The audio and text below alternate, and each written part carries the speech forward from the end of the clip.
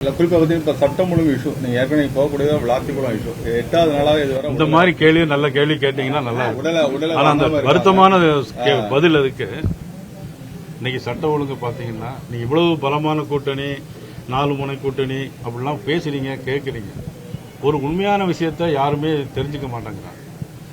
இன்னைக்கு தினசரி பத்திரிகையை திரும்பி பார்த்தா பக்கத்துக்கு பக்கம், ஒரு பக்கம் இல்ல பக்கத்துக்கு பக்கம் இன்னைக்கு கஞ்சா போதை போட்டுட்டு கற்பழிப்பு, கொலை, கொள்ளை, 2 வயது சிறுமி உடல்ல ரத்த காயம், இது சொல்றதுக்கே வாய் கூசுகிறது.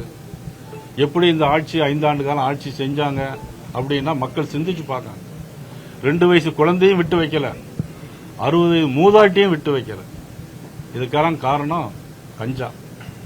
கிட்டத்தட்ட 8900 படுகொலைகள் நடந்திருக்கு.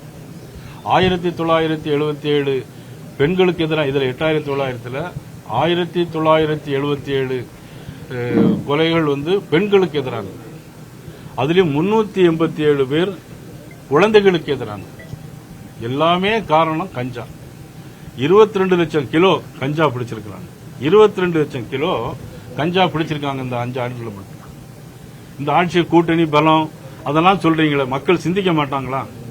இதை பார்த்து ஏன் அப்படின்னு இப்படி நடக்குதுன்னு கேட்க மாட்டாங்களா? மக்களுக்கு உணர்வு இல்லைன்னு நினைக்கிறாங்களா? இதையெல்லாம் பார்த்துட்டு தொடர்ந்து இன்னும் 5 வருஷம் ஆளணும்னு அவங்களுக்கும் ஆசை இருக்கா? அப்படிதான் எங்களுடைய கேள்வி. ரகுபதி என்ன சொல்றாருன்னா, போஸ்கோ வழக்கு பொதுமக்கள் பெண்கள் தைரியமா எங்க ஆட்சியில தான் புகார் கொடுத்துட்டு வராங்க அப்படின்னு அவர் சொல்றாரு. இதுக்கு முன்னாடி மறைக்கப்பட்டது இப்ப நாங்க தான் வெளியே சொல்லக்கூடிய சூழலா இருக்கு, நாங்க அவங்கள பாதுகாத்து வச்சிருக்க மாதிரி சொல்றப்ப எப்படி பாக்குறீங்க? அண்ணன் ரகுபதி மேல நான் ரொம்ப மரியாதை வச்சிருக்கிறேன். ஆனா அவர் இந்த மாதிரி ஒரு சட்ட அமைச்சர் இப்படி சொன்னா நம்ம இது என்ன சொல்றது? குழந்தைகளுக்கு எதிரான குற்றங்களை இப்பதான் சொல்றாங்க அப்படின்னா செஞ்சது யாரு? திமுக காரங்களா? அவர் அண்ணன் தான் பதில் சொல்லணும். தேசிய ஜனநாயக கூட்டணி சார்பாக நேற்று கண்டன ஆர்ப்பாட்டம் தமிழகம் நடந்துச்சு. அதுல குறிப்பிட்ட சிவி சண்முகமா இருக்கட்டும், சீனிவாசன் சர்ச்சைக்குரிய பெண்களை பத்தி பேசினதான் குற்றச்சாட்டு, அது பேசு பொருளா மாறி இருக்கு.